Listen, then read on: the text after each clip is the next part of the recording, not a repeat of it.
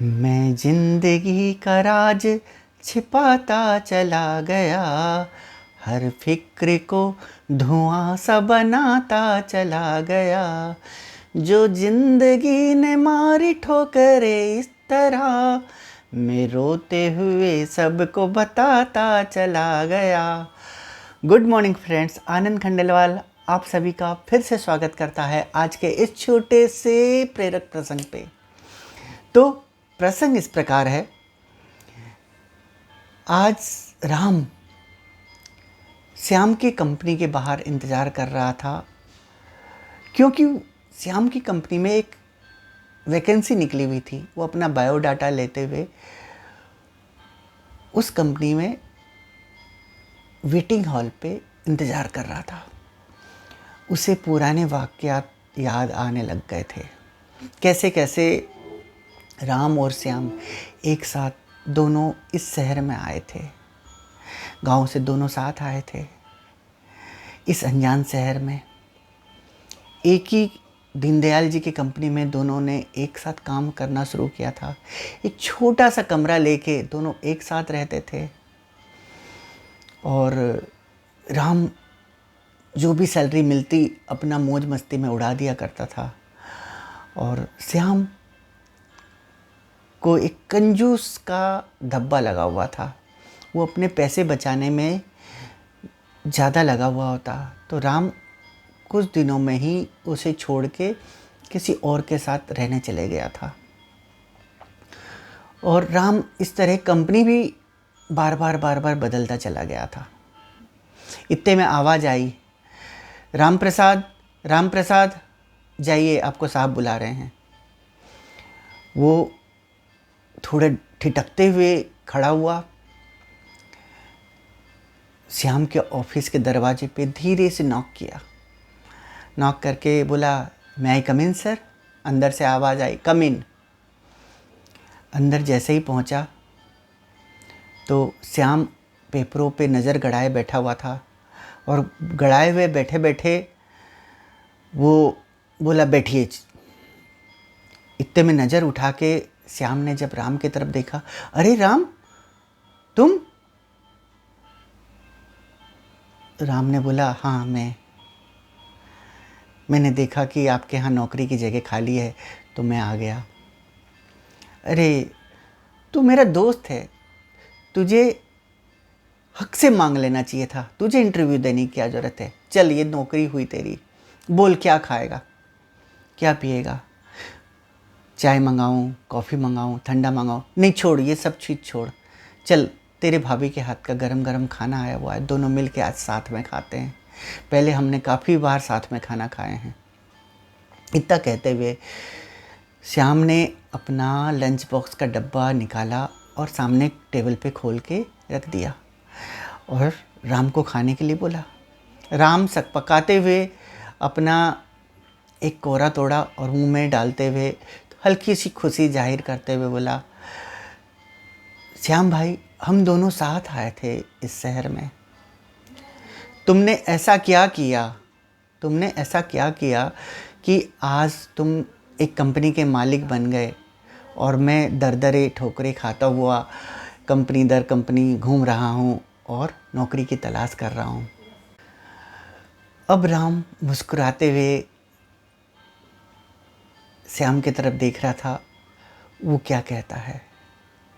श्याम ने बोला, तुझे याद है एक उस दिन की वाक़यात, जब दीनदयाल जी की फैक्ट्री की लाइट गई हुई थी और काफ़ी इंतज़ार करने पे लाइट नहीं आई थी और छुट्टी का टाइम हो गया था, तो हमने फैक्ट्री बंद करके लगभग 3-4 किलोमीटर आ गए थे। इतने में लाइट आ गई तो मुझे याद आया कि हमने फैक्ट्री की लाइट ही बंद करना भूल गए हैं। तो मैंने तुझसे कहा था कि हम लाइट बंद करना भूल गए हैं, चलते हैं लाइट बंद करके आते हैं। तूने उस दिन जवाब दिया था, हमें क्या फ़र्क पड़ता है, कंपनी का लाइट है, बिल उनको भुगतना है। और इतना कह के तू कमरे पे चले गया था और मैं वापस आया था। दीनदयाल जी के यहाँ से चाबी लिया, फैक्ट्री खोली, सारी लाइट पंखे बंद किया, वापस बंद करके चाबी सेठ जी के यहाँ छोड़ के आया था। और वो दिन है और आज का दिन है। मैं उस दिन भी मालिक था और आज भी मालिक हूँ। मैं उस दिन भी कभी काम को गैरों का नहीं समझा, ना मैं आज किसी का काम को गैर समझता हूँ। तो दोस्तों, कहने का तात्पर्य यह है कि जब तक हम कोई काम को, कोई भी चीज़ को अपना समझ के ना करें, हमें उस चीज़ में सफलता नहीं मिल सकती। छोटी छोटी बचतें होती है। जब हम छोटी छोटी बचत पे ध्यान देते हैं, छोटी छोटी बचत पे अपना फोकस करते हैं, तो वो बाद में एक बड़ी बचत बन के सामने आती है। किसी ने कितना सुंदर कहा है, money saved is money earn. जो पैसे आपने बचा लिए वही पैसे आपने कमा लिए। ऐसी गलतियां छोटी छोटी हम बहुत सारी करते हैं। हम सीढ़ी की लाइटें खुली छोड़ देते हैं, इस कमरे में बैठे हुए हैं, उस कमरे की लाइट पंखे सब चालू रहते हैं। और कई बार हम ये तक कह देते हैं, अरे हम बिल दे तो रहे हैं। आप बिल दे रहे हैं, कोई बात नहीं, मगर ये एक सरकारी संपत्ति है, इसको हमें बचाना ज़रूरी है। हमारे पैसे भी तो जा रहे हैं ना। ठीक है, आप बहुत कमा रहे हैं, सब चीज़ हो रहा है, मगर ये पैसे फालतू का जाया हो रहा है। कई बार हम किसी का स्कूटर लेके आते हैं या कार लेके आते हैं, हम उसको गैरों के जैसे यूज़ करते हैं, बेकदरी से यूज़ करते हैं,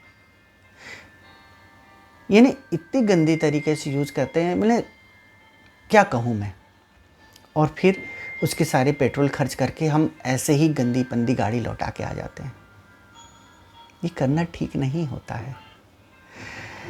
कई बार क्या होता है कि हम किसी से पैसे भी उधार लेके आते हैं, वो अपनी ज़रूरत ना पूरी करते हुए, आपकी ज़रूरत समझते हुए, आपकी तकलीफ़ समझते हुए पैसे उधार आपको दे देता है। और नतीजन जब उसको ज़रूरत होती है, आप कह देते हैं अभी है नहीं, कौन सा मैं लेके मर जा रहा हूँ, मैं दे तो दूँगा, मैं कौन सा खा के भाग गया। अरे, उस शख्स ने अपनी ज़रूरतें ना पूरी करते हुए आपके काम आया था, उसका दिल दुखता है। थोड़ा सोचना पड़ेगा इस बारे में भी। कई बार क्या होता है, हम जिस कंपनी में काम कर रहे होते हैं, वहाँ की स्टेशनरी की, वहाँ की और भी काफ़ी चीज़ें ऐसी होती है, उन सब चीज़ की बेखरीदी करते हैं। फ़ोटोकॉपी मशीन को चालू छोड़ाते हैं, अपने घर के कागज़, अपने डॉक्यूमेंट्स हम फ़ोटोकॉपी कर कर के ले जाते हैं। अरे, उस कंपनी ने भी अपना सारा कुछ दाव पे लगा के ये सब चीज़ जमा किया हुआ है, और हम वेयर वेस्टेज करते चले जाते हैं। ऐसे काफ़ी वाक़यात हैं, काफ़ी चीज़ें हैं जिस पे हमको संभलना चाहिए। छोटी छोटी बचतों पे हमें ज़्यादा ध्यान देना चाहिए। जब हम छोटी छोटी बचतों पे अपना हैबिट को सही करते हैं, हम ज़िंदगी में आगे बढ़ते हैं। और हमें हर वक्त ईमानदार रहना ही पड़ता है। आप ऐसी कौन कौन सी बचत कर सकते हैं, कमेंट्स करके बताइएगा। मैं इंतज़ार कर लूँगा आपके कमेंट्स का। और हाँ, कभी कभी लाइक भी कर दिया कीजिए, शेयर और सब्सक्राइब भी कर रहे हैं, मुझे बहुत खुशी है। और अंत में वही कहूँगा जो हर बार कहता हूँ, अगर आप वही कर रहे हैं जो सब कर रहे हैं, तो आपको वो मिलता है जो सबको मिल रहा है। पर आप जब वो करते हैं जो कोई नहीं कर रहा है, तो आपको वो मिलता है जो किसी को नहीं मिला है। और हाँ, आगे गर्मी आ रही है, अभी सबसे ज़्यादा ज़रूरत पड़ेगी पानी बचत करने के लिए। तो ध्यान रखिए, आपको इस गर्मी में पानी भी बचत करना है। बहुत बहुत धन्यवाद है, बहुत बहुत आभार है। वंदे मातरम।